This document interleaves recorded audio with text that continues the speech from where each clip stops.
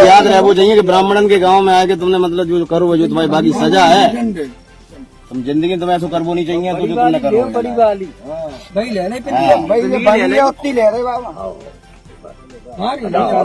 बंदी है महाराज क्या करे पूरे बुढ़वा पूरे ले ले यही तो मेन है बस जान दो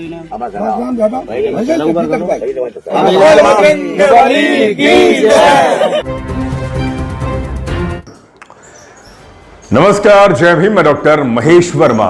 यादवों की कुटाई, यादव कुटाई या उन यादवों की कुटाई जो कथावाचक और ब्राह्मण का वेश धारण करके कथा वाचन करने चले थे और वे भूल गए थे कि चतुर्वर्णी व्यवस्था में वो शूद्र हैं और वे अपने आप को श्रेष्ठ हिंदू बनने का दम भर रहे थे और जिनको जन्मजात आरक्षण मिला हुआ है हिंदू धर्म का श्रेष्ठ बनने का, आखिर उनको सूचना मिली और उन्होंने यादव समाज के उन कथावाचकों की कर दी पिटाई।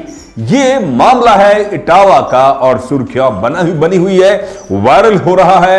यादव समाज इस समय बड़ा पशुपेश में है कि हम क्या करें। हम तो कुंभ मेले में जाते हैं, हम तो कावड़ ढोते हैं और हमने तो कसम खा रखी है कि हम तो हिंदू हैं और हिंदू धर्म के सबसे ऊंचे पायदान पर बैठे हैं। जी हां, ये खबर सुनने के बाद में जो खासतौर पे जो श्रेष्ठ हिंदू बनने की दौड़ में आगे बन रहे थे उनके सामने अब ये सवाल खड़ा हो गया है। कहते हैं कि हिंदू राष्ट्र बनाएंगे, बागेश्वर बाबा कहते हैं कि हिंदू कॉलोनी बसाएंगे, चुनाव के समय सब हिंदू एक हैं और हिंदू एकता की बड़ी बड़ी दुहाई दी जाती है। मन नहीं भरा तो महिला के पैर पर रगड़ाई हुई और एकता की राह चल पड़े यादव बंधुओं की पिटाई हुई इटावा में। जी हां, और मनु की दंड के रूप में महिला मूत्र की छिड़काई हुई उन कथावाचकों पर। व्यास गद्दी पर बैठकर धर्मशास्त्रों का उल्लंघन करोगे, जो जन्मजात श्रेष्ठता की आरक्षण है उनको आप चुनौती दोगे? ये बड़ा सवाल है। ये ब्राह्मण कह रहे हैं कि आप हमें चुनौती दोगे। हम तो चतुर्वर्णी व्यवस्था के सबसे ऊंचे पायदान पर है और हम बायोलॉजिकली जन्म नहीं है हमारा तो जो जन्म है या हमने जो हमारा धरती पर जो हमारा अवतार है, हमारा जो बायोलॉजिकली जो जन्म होता है उसके अलग है।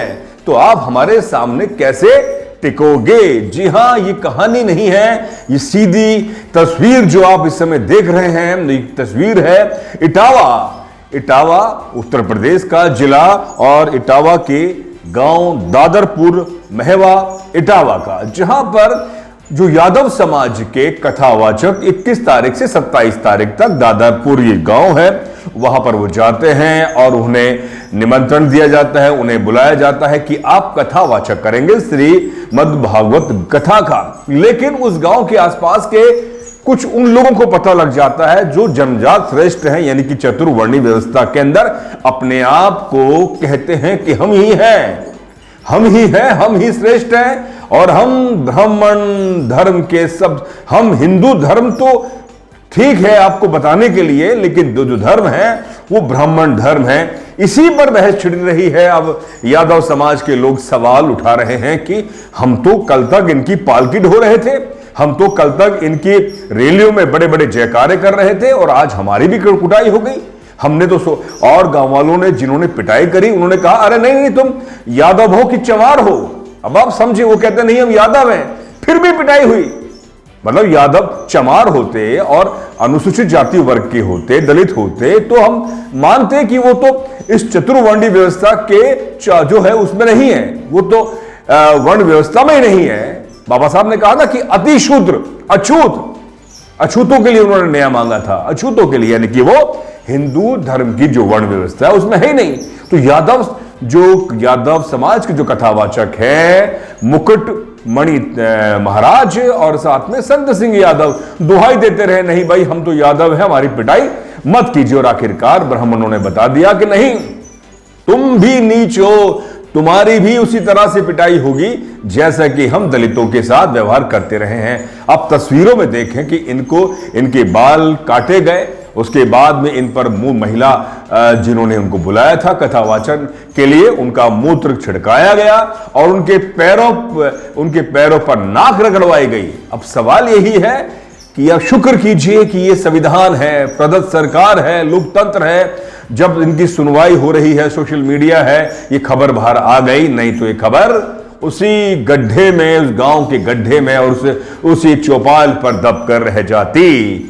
अब सवाल यह है कि इस खबर के बाद में जो यादव समाज के जो बड़े बड़े जो प्रबुद्ध लोग हैं, वो आखिर इस पर उनकी प्रतिक्रिया क्या रहेगी? क्योंकि वो तो दम भर रहे थे कि नहीं साहब, हिंदू राष्ट्र हम ही बनाएंगे। और आप देखें कि आप एक गांव हिंदुओं का नहीं बना सकते तो आप राष्ट्र बनाएंगे?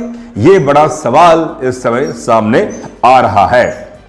तो आप देखें, और सबसे बड़ी बात यह है कि जो कहते हैं कि हमने कसम खा ली है कि हम भी कथा करेंगे, कथा वाचन करेंगे और गीता का वाचन करेंगे, उनके साथ में क्या कसूर हुआ, क्या हरकत हुई है, क्या उनकी पिटाई हुई है, इन तस्वीरों से साफ जाहिर है। अब बड़ा सवाल यह है कि इस पूरी व्यवस्था के खिलाफ, इस अछूत और भेदभाव के खिलाफ, आडंबर अंधविश्वास के खिलाफ जो दलित समाज है वो डटकर मुकाबला कर रहा है, लेकिन उसका बड़े स्तर पर साथ जो शूद्र समुदाय से हैं, शूद्र वर्ग से हैं, शूद्र जमात से हैं, वो साथ नहीं देता।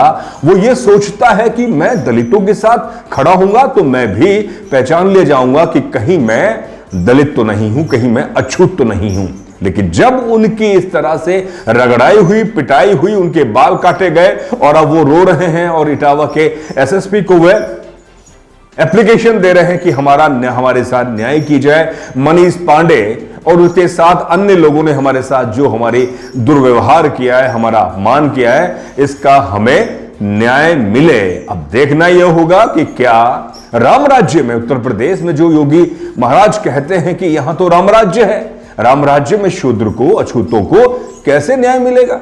यही तो सवाल है। सवाल यही है कि जब राम राज्य है तो यानी कि राम का राज्य है और यहां पर सब कुछ जायज है। इसी के खिलाफ बाबा साहब ने कहा था कि नहीं, इस देश के अंदर कुछ चलेगा तो वह संविधान प्रदत्त व्यवस्था चलेगी। लेकिन अब देखना यह होगा कि पुलिस और वहां के डीएम, कलेक्टर और वहां के जो प्रबुद्ध लोग हैं, अब इस अपमान के बाद में, और खासतौर पे अखिलेश यादव जिन्होंने मुख्यमंत्री आवास जब खाली किया था तो गंगा जल छिड़का था, उसके बावजूद भी अगर वह इस खबर पर संज्ञान नहीं लेते और बड़ा ही अपना बयान नहीं देते और बड़ा आंदोलन नहीं करते इस जातिवादी व्यवस्था के खिलाफ, इस वर्ण व्यवस्था जो छुआछूत और भेदभाव के खिलाफ, तो मुझे लगता है कि यह सिर्फ और सिर्फ दिखावा है और उन्हें तो सिर्फ सत्ता पानी है और सत्ता के बाद में फिर उसी तरह का घमंड और दम होने भरना है। चाहे भाड़ में जाए इस तरह के पिटने वाले लोग और भाड़ में जाए दलित वंचित समाज और चाहे माइनॉरिटी। यही अब देखना होगा कि अब कितने लोग अब सामने आते हैं जिन्होंने मूत्र छिड़का और जिन्होंने बाल काटे। अब यही तो एक सवाल बनकर रह गया है इस सामाजिक व्यवस्था में।